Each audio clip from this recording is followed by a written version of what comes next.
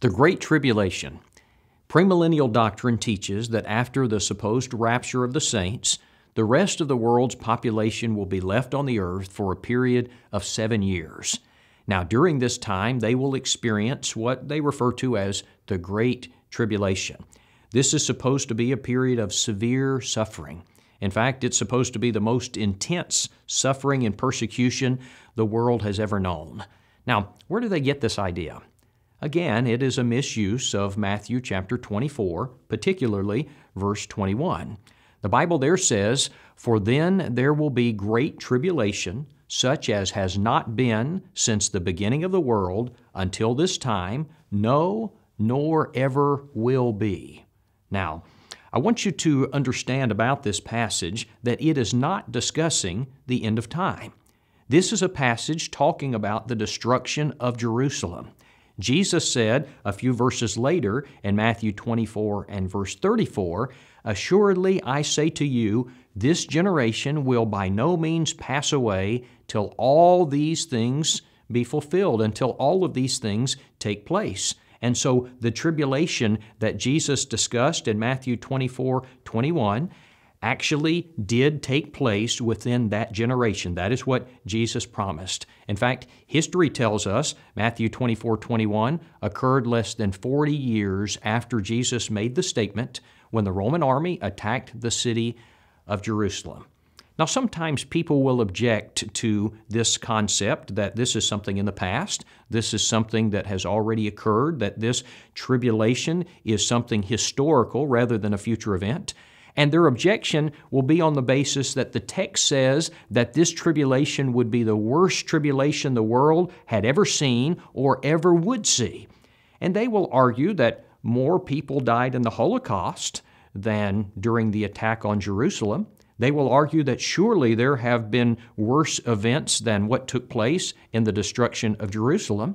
However, I want you to listen to the following report as stated by the ancient Jewish historian Josephus. Josephus tells us that 1,100,000 Jews died at the destruction of Jerusalem and the attack on that city. He will tell us that another 97,000 were captured and placed in slavery. He tells us that women ate their own babies. Men broke into houses and stole food from children's mouths, that neighbor robbed neighbor for the food that they had. Rich Jews swallowed gold and deserted to the Romans, hoping to get away with some of their wealth. But when the Romans discovered their scheme, they began killing those Jews who surrendered, and they would rip open their bodies and search for the coins. Thousands died in this fashion, 2,000 in only one night. Many were beaten and tortured by the Roman soldiers. Thousands were crucified in various bodily positions as jokes, as jest.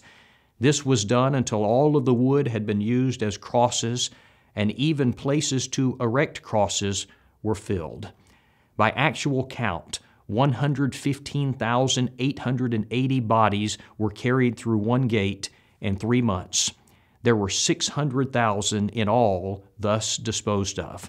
When the bodies could no longer be thrown outside the city, they were stored in large houses within the city. Thousands of the captives were later forced to fight beasts and each other in arenas, and this was for the enjoyment of spectators. Jerusalem was overthrown, and the temple was utterly destroyed. Matthew 24 and verse 2 was literally fulfilled. When the Romans broke into the city, Josephus said, "They slew whomever they found without distinction, and they burned houses and all the people who had fled into them.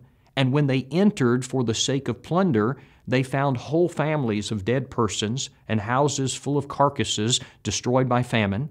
Then they came out with their hands empty. And though they thus pitied the dead, they had not the same emotion for the living, but they killed all they met, whereby they filled the lanes with dead bodies. The whole city ran with blood, insomuch that many things which were burning were extinguished by the blood." Now, friends, what's the point? The point is, there is not a future event coming that is known as the Great Tribulation, but rather The tribulation of Matthew chapter 24 took place in AD 70, shortly after Jesus spoke those words.